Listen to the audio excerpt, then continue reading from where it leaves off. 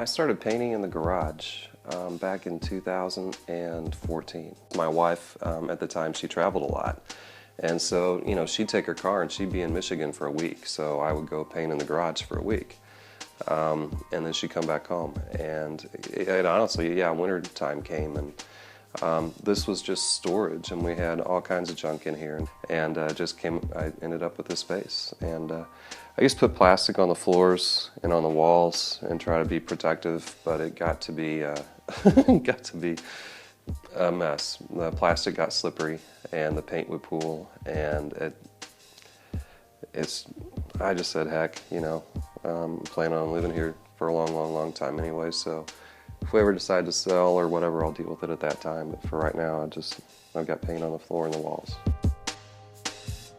I tried to just do some creative things with a pad and pencil and painting with a brush, and I found that painting with a brush just wasn't working with me. But I did want to paint. I mean, I always enjoyed that, and I just felt moved to do that. And I just started experimenting, really. I was inspired by some things I'd seen at church. They were showing a lot of videos at the time, it seemed like, of the universe, just beautiful stuff like you would see from the Hubble. And, you'd see these just like galaxies and supernovas and things like that were really kind of explosive, colorful, but also had a lot of dynamic as far as light and dark.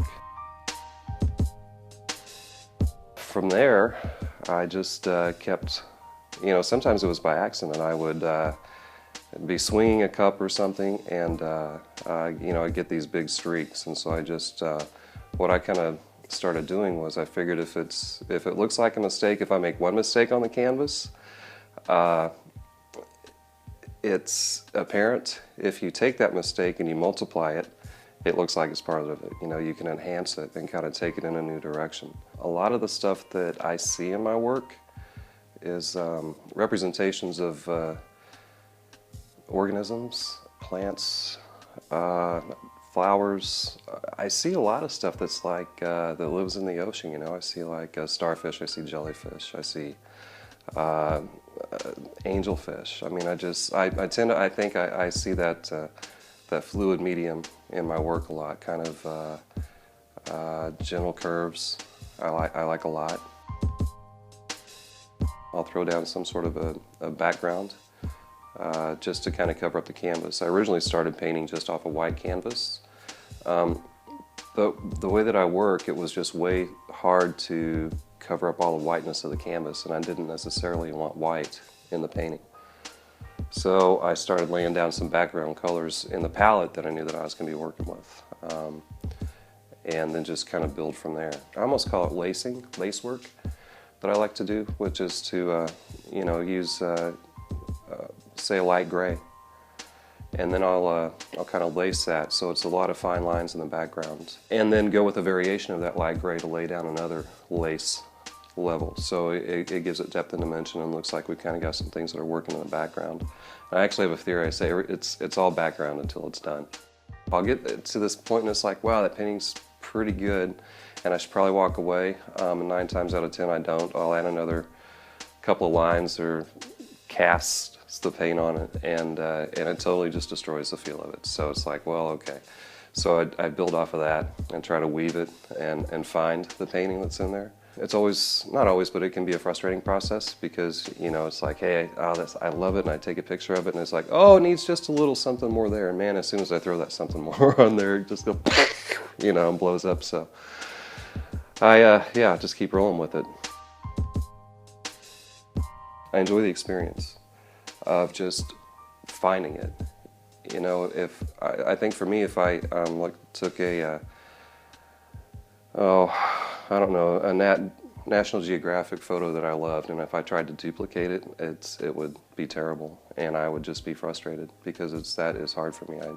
I kind of tend to lay down some things and then just build off of what's there. And then once I get it done, if I'm happy with it, I'll lay it down here on the floor. I'll lay it in the other room in the basement and let it hopefully, if I'm not on a time constraint, let it lay and rest for a couple of weeks. So I work with a big, like a house painter's canvas, a drop cloth, and I throw that down. I lay the painting face down, iron it out on the back side to start to get the paint pliable, and then I'll use a hair dryer and use that to heat up the edges and the rest of the painting as I'm working, depending upon the section that I'm working in. Let it relax usually for a day or two if I've made my own like that, and then I'll gloss it.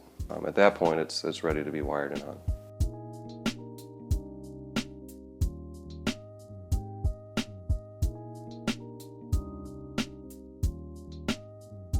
I started college 3 different times. After I got all my credits for high school, I graduated basically a semester early, and I started at a community college just going to school. And actually just waiting to graduate so I could be with my girlfriend, because she's my wife now, but at the time she was my girlfriend, and she graduated a year ahead of me, so I just wanted to get done. Subsequently, took some courses I probably shouldn't have at the University of Missouri and flunked out with a .83 GPA. Took a semester off and enrolled at Columbia College, which was a private school, and it was more fine arts based. And studied that for basically about a semester and a half. And the same thing happened. I got lost and confused and dazed and still no purpose with where I was going, and just bailed. The third time stuck. The third time, but I was a lot older, and I had kids, and I think I had more purpose and was more driven. Definitely more driven. I fell into, through a friend, Nathan Eck. He was down at Pint and Slice, and they had an artist, and this was like 6 weeks after I had said, I'm going to do this full time, right? And their artist had, for some reason, was not able to keep the commitment, and this was from June through July of 2014. And I think I had 4 paintings, and I submitted them, and they said, yeah, we can use it, come on down. So my first show was in July of 2014 at Pint and Slice. Sold my first painting there. It was really cool. And then after that, I got to do a show over at the Arena Dinner Theater. Whenever they have a show, they try to have a guest artist. And so I got a hold of Brian Wagner over there, and he let me hang some things in October of 2014. My wife had told me about Forteza Coffee. And so I got a hold of Sean. I just sent him a message and said, hey, my wife loves your space, but she says that, the walls are blank. Could I send you some photos and see if you'd, like my artwork to hang down there? I'll just hang it. And I sent some photos, and he's like, yeah. So I started hanging Forteza, and they let me hang down there for like a year and a half. I still got a couple of pieces down there. And this whole time I'd been at ArtLink too, because ArtLink, they had their Windows thing, right? So what they do is they select, I think, 7 or 8 artists, and they display in the big front windows of ArtLink. And because of the ArtLink connection, they hooked me up with the City Exchange when they were doing the ArtLink's original, their first gallery crawl. So now I'm back at City Exchange, and I've got 3 new pieces down there, and I'm going to be taking 4 more pieces down this weekend for 3, maybe 4 pieces for another little show. If you're going to decide that you're going to change your life and you're going to do something, I think it's really, really, really important that you commit to it, 100%. And there's days that everybody feels like, I don't want to work, I don't want to go to work. Yeah, there's days that's like, yeah, I'm not so sure I want to work today, I'm just not feeling it. But once you start, it's like anything, you get into it. If I was going to give advice to anybody, it's to get involved with ArtLink. That would be my very first thing. Become a member, check out, you don't have to go to their openings, but definitely go check out the work of the members and the different shows. The print show was just fabulous, loved it. And just see what other people are doing. Show your work, get used to that. Get used to being naked out there in front of people, because that's how it feels sometimes. You're exposing yourself. Be patient with yourself and just keep trudging through. And remember that every piece that you do is not going to be a home run.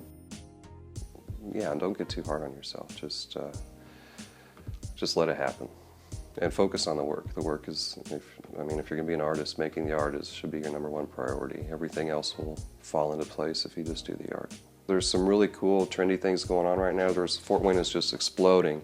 And I think it's easy for people to get caught up in going to this and going to that and going to that, and forgetting to work the process of why they became an artist anyway. It's easy to get caught up in all the peripheral stuff. I think it's important to maintain your steadiness and diligence in doing the work.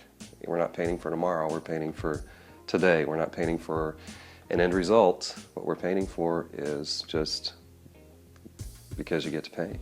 You know, that's all. Just because I get to paint. This is what God gave me, so that's what I get to do.